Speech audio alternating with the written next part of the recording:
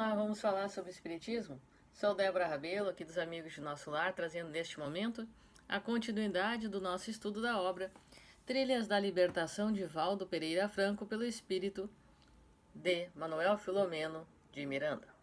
Estamos no capítulo chamado Sexo e Responsabilidade, aonde a espiritualidade vem nos trazer a conduta e os avisos dados ao médium. E também que ele estava preferindo ouvir aqueles espíritos que se afinizavam com seus vícios. Sua mulher fechava os olhos por conta de tudo que ela recebia materialmente, e assim os espíritos que o utilizavam para a mediunidade, para desenvolver o bem, acabavam consequentemente tendo que se afastar dele, e ele não notava a diferença entre um e outro. Por quê? Porque estava apenas numa fascinação completa, buscando a sua vaidade, o seu egoísmo, e continuar desenvolvendo o seu dom da mediunidade, a sua faculdade mediúnica, melhor dizendo, mas continuando nos erros. Vamos dar continuidade à segunda parte deste capítulo. Vamos lá então. Observando o transcurso do diálogo, notei a presença de um ser infeliz que transmitia fluidos deletérios à jovem. Pensamentos infelizes, ignorando a situação de desencarnado. Recordei-me de lições ministradas oportunamente pelo espírito Dr. Bezerra de Menezes, quando se referia às causas das depressões no capítulo dos transtornos psicóticos, afirmando que elas poderiam ser endógenas e exógenas. As primeiras vincular-se-iam à hereditariedade. As sequelas das várias doenças, principalmente sífilis, câncer, tuberculose, hanseníase, distúrbios de trato digestivo e, modernamente, de viroses como AIDS, etc. As exógenas abarcariam os fatores psicossociais, socioeconômicos, sociocomportamentais. No entanto, o nobre mentor incluía as psicogêneses obsessivas, vinculadas ao pretérito espiritual dos envolvidos na trama, em processo de ajustamento emocional e recuperação moral. Em razão do vasto elenco de causas atuais e pregressas, a depressão generaliza-se entre as criaturas, ampliando-se como circular ou bipolar, senil e, no capítulo dos transtornos psicóticos, como demência e outras. Em rápida análise, a jovem enfocada sofria um distúrbio mediúnico de caráter obsessivo simples, provocado inconscientemente pelo desencarnado que a assessorava, absorvendo-lhe a energia e intoxicando-a por sua vez, com os seus fluidos de pesadas cargas vibratórias.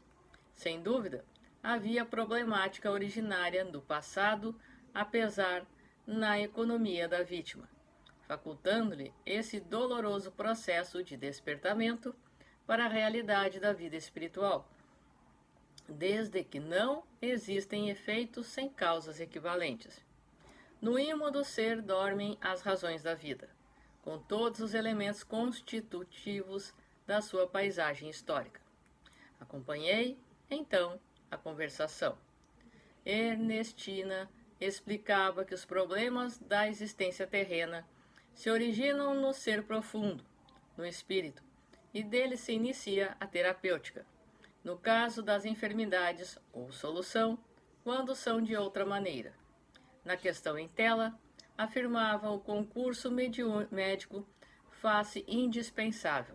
Ao mesmo tempo, a terapia espiritista, passes, água fluidificada, reuniões de esclarecimento, ao lado, naturalmente, da inestimável cooperação do paciente. Abre aspas. Ao enfermo cabe o esforço maior, iniciando pela sua renovação moral, mediante a oração. Exercícios de paciência, de humildade e de perdão, que terminam por sensibilizar e esclarecer o agente da perturbação que, conscientizado do mal que vem praticando, modifica-se e liberta sua presa, liberando-se também. Fecha aspas. Prosseguindo nas explicações, sugeriu fosse, naquele momento, realizada uma leitura, abrindo espaço para a aplicação de passes que iriam auxiliar a menina, posteriormente encaminhada ao culto evangélico do lar, que ali se realizava aos domingos, e à sociedade espírita especialmente dedicada a místeres dessa natureza, tomando de O Evangelho segundo o Espiritismo, de Allan Kardec, abriu casualmente e leu a mensagem A Paciência, ditada por um espírito amigo. O conteúdo da lição penetrou os sentimentos das ouvintes que se sensibilizaram.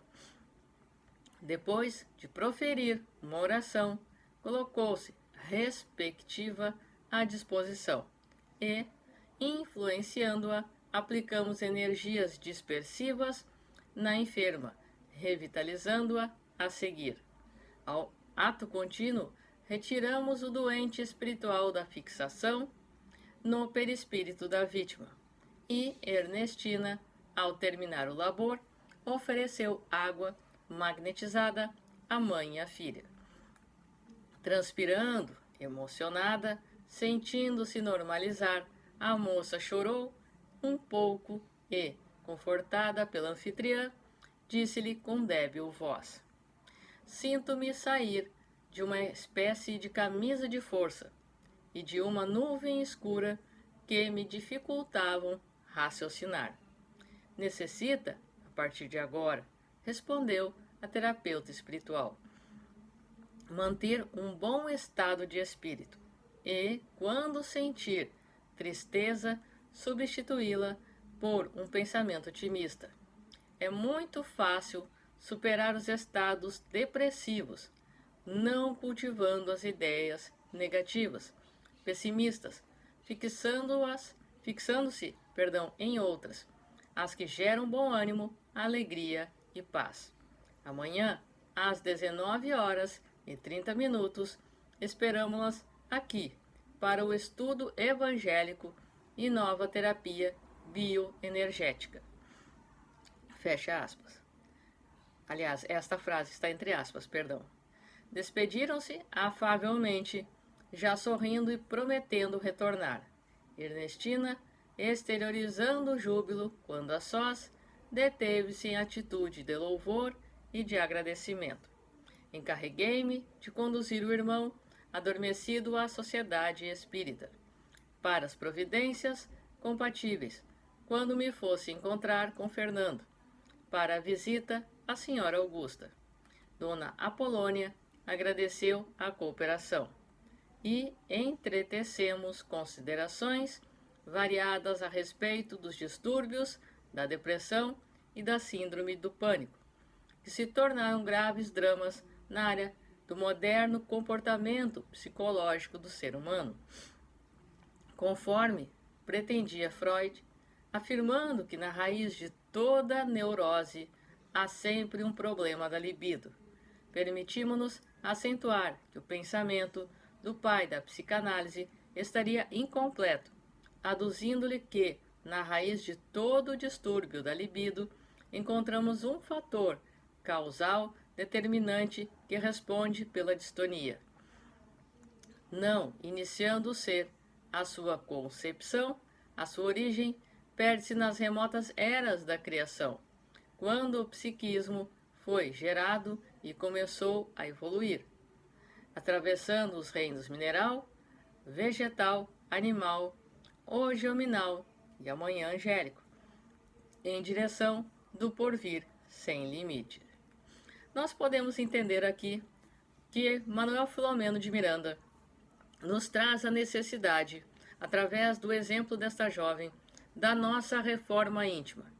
Enquanto nós postergarmos, adiarmos esse tema que parece tão simples, tão comum, tão batido, que todos nós já sabemos, e não realizamos, continuaremos uma sociedade doente, de espíritos doentes, ainda vinculados ao nosso lado animal, quando podemos estar evoluindo no nosso padrão espiritual, transmitindo ao nosso campo material esta evolução através do equilíbrio nas áreas sexual, no trabalho, nos estudos, na leitura e na busca de nós estarmos fortalecendo áreas positivas e que nos façam crescer, sem que nos causem distúrbios de perturbação, sem que sejam fontes de vícios e de malefícios à nossa saúde psíquica, espiritual e emocional, através de uma conduta sadia, sem que busquemos extremismos, estaremos caminhando para o auto-perdão, para o perdão daquilo que fizemos de errado, sem o cultivo de remorsos, mas partindo do ponto aonde erramos, tomamos a consciência, evoluímos, tomamos uma posição e decididamente mudamos, mesmo que caindo e levantando, mesmo que seja nos arrastando, mas estaremos tentando vencer aquele período de dor, aquele vício, nos permitindo errar quando não conseguimos fazer certo, construindo um ser equilibrado, um ser que tem consciência de suas limitações, mas que sabe aonde pode chegar. E sabe que se Deus confia em cada um de nós, como nós não confiaremos em nós, como nós não nos perdoaremos. Portanto, por trás de todos os distúrbios, de tormentos psicóticos, psicológicos e emocionais, de toda a depressão, essa linha tênue ao suicídio, se encontra um ser doente e necessitado, que grita em silêncio suas dores e que não sabe como agir, como uma criança que espera o colo do pai e da mãe e a proteção para não ter medo do escuro. Certo? Então eu sou Débora Rabelo, esta foi a segunda parte aqui do capítulo Sexo e Responsabilidade, e no próximo vídeo nós adentraremos na terceira parte deste capítulo aqui, que nos trará então a resolução de tudo isto, para depois continuarmos finalizando ele a partir da quarta parte e, se necessário, do quinto também. Sou Débora Rabelo, um forte abraço para você, que os bons espíritos nos guiem, Jesus nos abençoe e até a próxima. Assista Trilhas da Libertação, youtube.com/amigos de nosso lar, na playlist. Convido você a buscar este estudo desde o início. Deus abençoe.